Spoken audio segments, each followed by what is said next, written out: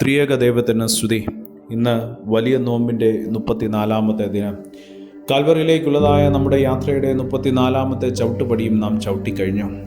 ഇനിയും നോമ്പ് തീരുവാനായിട്ട് അധികം സമയമില്ല. ഇനിയുള്ളതായ നാളുകൾ ശരിക്കും നമുക്ക് ഒന്ന് നമ്മെ തന്നെ രൂപാന്തരപ്പെടുത്തിക്കൊണ്ട് ദൈവസന്നിധിയിൽ യാത്ര ചെയ്യേണ്ടതാണ്. ഇന്നത്തെ നമ്മുടെ അല്പസമയത്തെ ചിന്തയ്ക്കും ധ്യാനത്തിനുമായി വിശുദ്ധ മർക്കോസിൻ്റെ സുവിശേഷം 10-ാം അധ്യായം 35 മുതൽ 50 വരെയുള്ളതായ ഭാഗങ്ങൾ നാം തിരഞ്ഞെടുത്തിരിക്കുന്നു. അവിടെ അന്ധതയിൽ നിന്ന് വെളിച്ചത്തിലേക്ക്, അല്ലെങ്കിൽ അന്ധതയിൽ നിന്ന് ദർശനത്തിലേക്ക് നയിക്കുന്നതായ യേശു കർത്താവിനെ കാണുവാൻ സാധിക്കും. ഇവിടെ 2 ഭാഗമാണ് ഈ ഭാഗത്ത് കാണുവാൻ സാധിക്കുന്നത്. ഒന്നാം ഭാഗത്തിൽ യേശു കർത്താവിൻ്റെ ശിഷ്യന്മാരായ യോഹന്നാനും യാക്കോബും യേശു കർത്താവിൻ്റെ അടുത്ത് വന്നുകൊണ്ട് മഹത്വസ്ഥാനം ചോദിക്കുകയാണ്. പിന്നെ 2-ാം ഭാഗത്ത് ബർത്തിമായിയെ നാം കാണുന്നു. ബർത്തിമായി എന്ന അന്ധൻ യേശുവിനോട് ദയ ചോദിക്കുകയാണ്, കരുണ ചോദിക്കുകയാണ്. യാക്കോബും യോഹന്നാനും യേശുവിനോടൊപ്പം ഉണ്ടായിരുന്നവരാണ്. എന്നാൽ അവരുടെ ഹൃദയം എപ്പോഴും മഹത്വത്തിനായുള്ള ആഗ്രഹത്തിലായിരുന്നു. അവർ യേശുവിനോട് ചോദിക്കുകയാണ്, നിൻ്റെ മഹത്വത്തിൽ ഞങ്ങൾക്കും സ്ഥാനം തരണം, ഞങ്ങളെയും ഇരുത്തണം എന്ന് അവർ ചോദിക്കുകയാണ്. അപ്പോൾ യേശു പറയുകയാണ്, വലിയവനാകുവാൻ ആഗ്രഹിക്കുന്നവരെല്ലാം സേവകരായി തീരണം എന്ന് യേശു കർത്താവ് അവിടെ പറയുകയാണ്. ശിഷ്യത്വം അത് അധികാരമല്ല, അത് സേവനമാണ്. അതേസമയം ബർത്തിമായിയെ നാം കാണുക.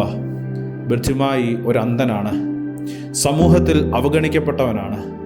അവൻ യേശുവിനെ വിളിക്കുകയാണ്, യേശുവേ ദാവീദ് പുത്ര, എന്നോട് കരുണയുണ്ടാകണമേ എന്ന് വിളിക്കുകയാണ്. ജനക്കൂട്ടം അവനെ മിണ്ടാതിരിക്കുവാനായിട്ട് ശാസിച്ചെങ്കിലും അവൻ കൂടുതൽ ഉറക്കെ നിലവിളിക്കുകയാണ്. ഇത് ഒരു വലിയ വിശ്വാസമാണ്. തടസ്സങ്ങൾക്കിടയിലും യേശുവിനെ പിടിച്ചു പറ്റുന്നതായ ഒരു വിശ്വാസം. യേശു അവനോട് ചോദിച്ചു, ഞാൻ നിനക്ക് എന്ത് ചെയ്തു തരണം എന്ന് നീ ആഗ്രഹിക്കുന്നു? അവൻ പറഞ്ഞു, റബൂനി, എനിക്ക് കാഴ്ച പ്രാപിക്കണം. അവൻ്റെ ദർശനം അവൻ വീണ്ടെടുക്കുകയാണ്. ശാരീരികമായി മാത്രമല്ല, ആത്മീകമായും അവൻ്റെ ദർശനം വീണ്ടെടുക്കുന്നു. പ്രിയമുള്ളവരെ, ഈ ഭാഗം നമ്മോട് 2 ചോദ്യങ്ങളാണ് ചോദിക്കുന്നത്. ഒന്ന്, ഞാൻ യാക്കോബിനെയും യോഹന്നാനെയും പോലെ മഹത്വം അന്വേഷിക്കുന്നവരാണോ? അതോ രണ്ടാമതായി ബർത്തിമായിയെ പോലെ കരുണയും ദർശനവും അന്വേഷിക്കുകയാണോ? യേശുവിനോടുള്ളതായ യഥാർത്ഥ സമാഗമം നമ്മുടെ കണ്ണുകൾ തുറക്കുന്നു.